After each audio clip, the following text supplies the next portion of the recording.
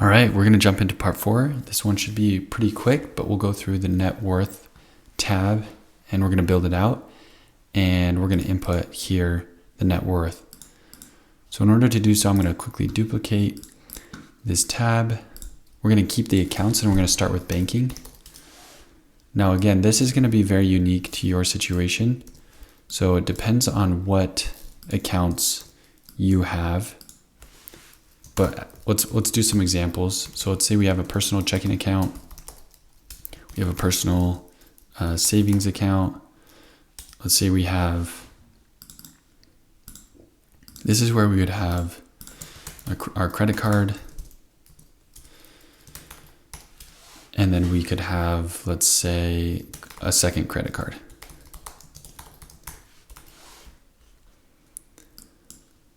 We're going to put our banking accounts in, and in the next section, we're going to put our investments. And these ones are, we keep them the same. We want all of our investment accounts here. Next, we're going to do our assets. So we're going to keep the formatting. So our assets can go here. This could be things like our home or your cars or anything that has value, collectibles,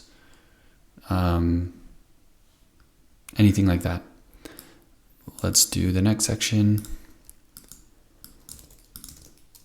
The next section is going to be our debt.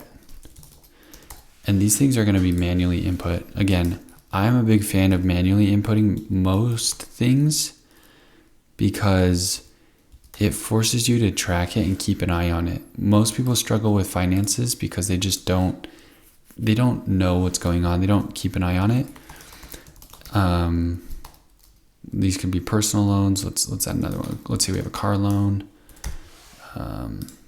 stuff like that. So this is what debt is.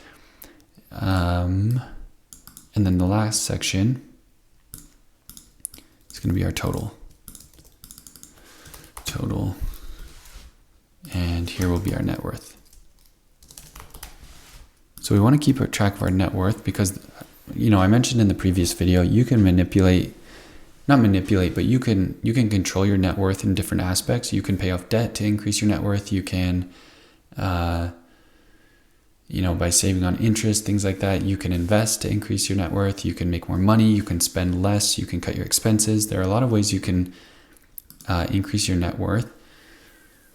Some things are better to do at certain times of your life than other things. And that comes down to your personal preferences, your risk tolerance, your approach to life, how much you want to pay off debts to save on interest, things like that. And it will fluctuate over time. So again, all we do on a monthly basis, at the end of the month, you're going to come in and finalize these numbers, and we'll do hypotheticals. So let's say we have $400 in our checking. Let's say we have that our savings fund is in our savings account. So we have $5,100. Let's say we have a negative credit card balance of $300. And then on a second one, we have a negative $200.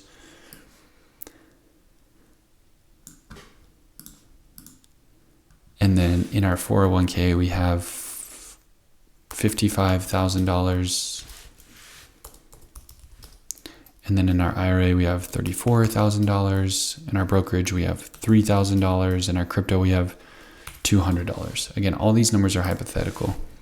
Let's say in our home, we have $450,000 of what it's worth. This is the value of your home. And then the debt will get taken out. So let's say our mortgage is $320,000. Let's say we have a personal loan of $1,000 and we have a car loan totaling negative $12,000. And let's say our cars are worth hopefully more than $12,000. Otherwise we're upside down. Let's say they're worth 30 grand. I have no idea. These are all just hypothetical numbers. So what we're going to do now is we're going to take the sum of each section, because they're going to be used in other ways. But let's do a sum here.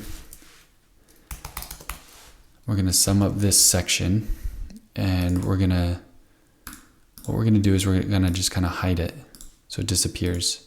So now we have the sum of this section. We're going to do the same thing for each other section. So let's do the sum. We don't want it to go too far, so we're going to go to 18. And then this one's going to go to 23. You got to make sure you sum everything, otherwise it will not work properly. Next, we'll just do a equals, and then we'll add. And I'm just adding the sum of each section. So we have a positive net worth. That's great. And, we don't have any student debt. We don't have anything that's not being offset with an asset. What we'll do in future months, and I will give an example, is we want to see how much we're increasing or decreasing our net worth month over month. And I will show you an example of that. We're going to conditional format this so that it's a little bit easier to see. So if it's greater than or equal, let's do greater than 0. Then we're going to turn it green. And we're going to add another rule. And if it's less than or equal to 0, then we are decreasing our net worth month over month. Month over month. So typically, again, I remove on this tab specifically penny amounts because I just want to see whole numbers, keeps things cleaner. So let's say next month we do all the same things, and it's February of 2026. Let's say our investment goes up to 60 grand, and that's it. Right? Let's say our checking stays the same. Everything else stays the same hypothetically. So what would happen is next month, that means because we went from 55 to 60, our net worth went from 244 to 249, and it increased by $5,000, and it went up 2.05%. We're just taking a calculation, and then we have a little ticker symbol here. I'm not going to show you how to set this up. If you want to set this up, I suggest you just hit the link in the description below, and you can make a copy of this, and you can copy this into another sheet that you may have. But the way the ticker symbol works is if it goes negative, it will go red, and you'll get a down arrow on this ticker symbol. If it's equal, it just goes flatline. And because we formatted it to be greater than or equal to 0, it's still going to be red. Or less than or equal to 0, it's going to be red. We could make one that's specifically 0, and it could turn blue or whatever you want. It's pretty rare that your net worth will stay exactly the same month over month, but that is how that would work in the future. So I'll just leave that there so anyone that downloads the template can see that. This tab is going to be called net worth, and is what you would do at the end of your month. You have January, you input all your numbers, you go into each account and you look. That's why I like the manual side of this, is you have to go into each account, the logins, you're continually just checking on it.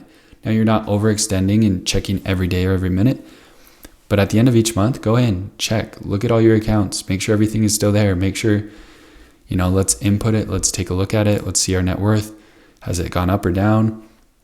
And then from there, we're going to take this number and we're going to input it into, I'm going to do a paste special and a value only. That way it's not pulling in the formula that we used to get this number.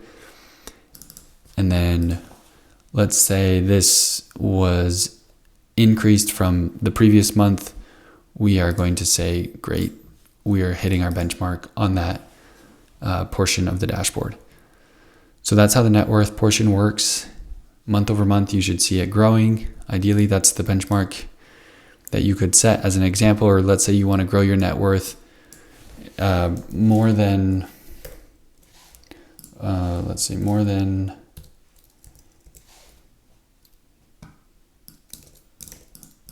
more than $1,000 a month. Then you'd have to just manually see it. The reason you'd have to come in here and just double check that, and you can turn it green. But that's the idea of the net worth, and setting goals and benchmarks around each number to increase it, influence it, do the best you can to increase it by looking at all these. The more that we flesh out here, it will help you understand, maybe I should be contributing more to my investment accounts, or you'll see if your investment accounts are growing or not, how much debt you're paying off. How much debt you're paying off definitely influences your net worth. So it will help you see where you could be improving. That's it for this fourth part of this series.